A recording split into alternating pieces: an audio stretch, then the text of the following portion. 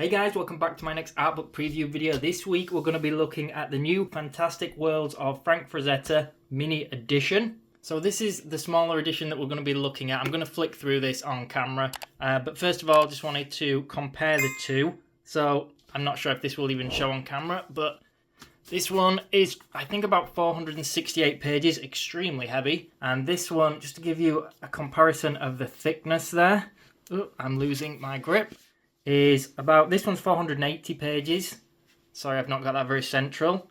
Maybe showing them this way would have been a little bit better, actually. So you can see the thickness and how it varies. Despite having more pages on this small one, presumably it is thinner pages, which makes sense for a book that size.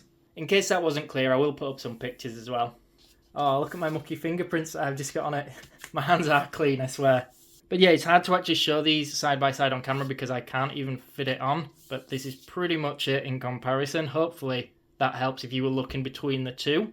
And as we can see there, the back is also the same on these. I wanted to show the book from the side as well, but I do have my camera on a tripod that I cannot move very easy. So it is a little bit different. There's more, this first image here on this bigger book goes all the way around.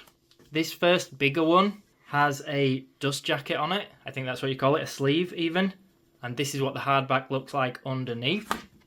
Whereas this newer one, this smaller edition, is still a hardback, but it doesn't have a dust cover, a sleeve on it, whichever of the two it is. It does have this though, which I've never actually seen this before. I thought this was quite unusual. It's actually the last page, but kind of looks like a sleeve in some sort of respect. But yeah, it's built into the last page. Pretty cool whilst the book is closed, actually. I think it kind of looks quite nice like that. A way to protect the pages and things, so I thought that was nice. Whether it's a bit of a pain when flicking through, who knows. And I wanted to show from the get-go whether this is pretty much a page-for-page match, which obviously it can't be because there's a slightly different number of pages. But let's just show you the first page in this one, or the first few pages here in the larger one. Okay. And if we look at the first few pages in this smaller one, if my camera maintains focus, yeah, this is going to get a little bit annoying. So we can see that this is how this book starts. These are the first pages in this one. Okay. So the contents are going to be the same, but it isn't just like it's been reprinted smaller. It has been like reformatted. So, you know, each page isn't matching exact or anything. So let me give you an example here. I noticed this one just whilst randomly going through it. So this is page 160 and 161 in the large hardback. Whereas in this small book, again, this is really difficult because I don't have space to put it on the surface. So that's the equivalent of pages 180 to 181, just to compare. It does have the same text and things. There is an extra image here, but again, this book, I think it contains all the same stuff, so it's just reformatted.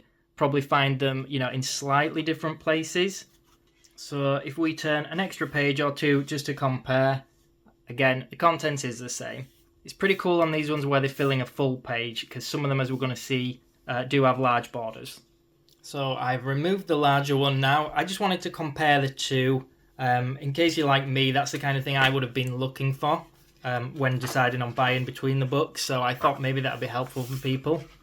This is going to get really annoying in it, this bit. Anyway, I am going to flick through this as I would in a normal book preview, but I won't keep it too long because a lot of you guys will have already seen the larger book preview because it got previewed tons when it first got released. I will say that these books always start quite text heavy, which is fine if you're into that kind of thing. For me, I'm really more about just the gallery side. No disrespect to the artist, but I do find sometimes these books, I was put off for a little while just by how much text was in the front. I thought it was like quite a waste of, well, not a waste, but a lot of extra pages. So yeah, there's a lot of that at the beginning, and from memory of the larger one, there's quite a lot of like the comic books, black and white comics at the beginning as well. But then it does get into it, and all the artwork is stunning. You guys know, if you're watching this, you know who Frazetta is, Frank Frazetta, an incredible master artist that is no longer with us, of course. One thing, just a very quick warning, there may be some nudity throughout this.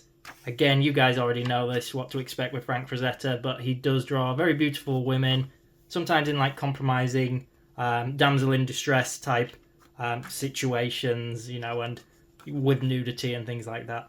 That was a really rubbish way of explaining it, wasn't it? But yeah, there's your warning. Let's get past these sort of comic book sections. So again, we're going to skip pretty big chunks because there's already book previews of this for the larger one. But I still thought it was cool. I got it pretty early this, so I wanted to preview it anyway. You guys know me, I'm addicted to buying art books.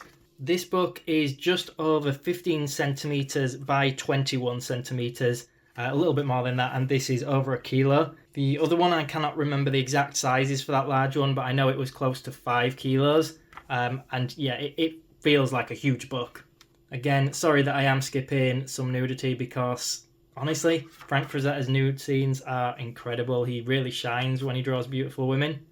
So it's kind of a shame, but you guys have seen it before. You know what to expect.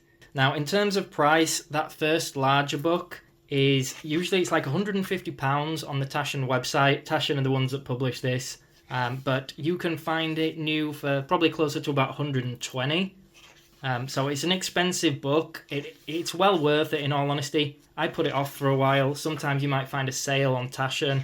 But I'll put links to where I got both these from anyway. But this one in particular, yeah, it's a small book, but there's still a lot of content. I know prices fluctuate a little bit when I post these videos, but I would say you'll pick this up brand new, easy between £20 and £25. So it's a decent book. My main worry was, is the print quality going to be good enough for a book this size, or is the book going to be usable? It may sound like a weird thing to say, is the book usable? But for me, what I mean by that is, as an artist, appreciation for Lord of the Rings, by the way. As an artist, I actually want to study from these books, and that large one, the print quality is insane. It's really good, but the book itself is so big that it's not really very efficient to study from, let's say. So I kind of bought this one, or used the excuse of the size of it being more usable for studying from. That was my excuse to buy it. I've kind of got mixed feelings because some of them, you know, they've got these borders, so you lose a little bit of it, which makes it even smaller than the pages. But some of them, the border is quite minor. I love Frank Frazetta's inking pages as well. I do have other book previews, by the way, that are dedicated to just some pencil sketches or just his inking. I will put all the Frank Frazetta books in the description box below. Definitely check them out because I actually have absolutely tons of them now. I've got inking ones, several sketchbooks, Icon, Living Legend. I can't even remember the names of them, but it's quite a lot. This one is kind of like an ultimate collection that has pretty much all of them in. There's always a big overlap in these books. But yeah, anyway, what I was saying, sorry, before I got distracted, is some of them are smaller images in this smaller book, but then you do get some that are full page or close to full page. There's a good example. So yeah, it is a good book. £20 to £25. I honestly think the content and the quality of this is going to be really good for that price. So that's it, guys. I've probably made this video way too long, but hopefully it helped if you were considering buying one of the books. I think get whichever you can afford. They're both great books. I love the large one, but it is actually not very efficient to look through, if I'm being honest. So this is a pretty handy alternative at a fraction of the price. Let me know what you guys think in the comments below, and of course make sure you subscribe for more content. Thanks for watching, everyone.